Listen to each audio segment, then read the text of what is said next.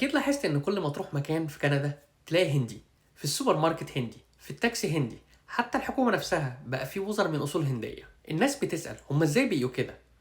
وليه بقيوا مسيطرين بالشكل ده؟ بص يا سيدي، الهند من زمان وهي بتشتغل بخطة على الشباب.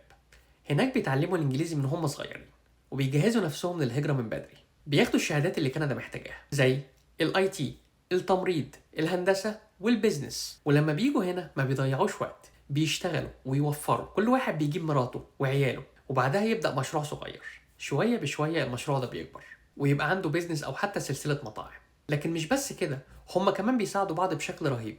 أي هندي جديد بيجي بيلاقي دعم من الجالية بتاعته، شغل، سكن، حتى نصايح للهجرة. وده السبب إنهم بقي عندهم جالية قوية جدا هنا. يعني من الآخر المسألة مش مسألة حظ، دي شطارة وتنظيم، وعرفوا إزاي يدخلوا البلد ويسيطروا خطوة بخطوة. بس السؤال هنا، هل إحنا بنتحرك بنفس الطريقة اللي هم بيتحركوا بيها؟ ولا لسه بنعتمد على الحظ وبنقول ربنا يسهل وما بنعملش أي حاجة خالص؟ اكتبولي في التعليقات تحت آراءكم، وأشوفكم الفيديو الجاي في كندا بعيون واقعية.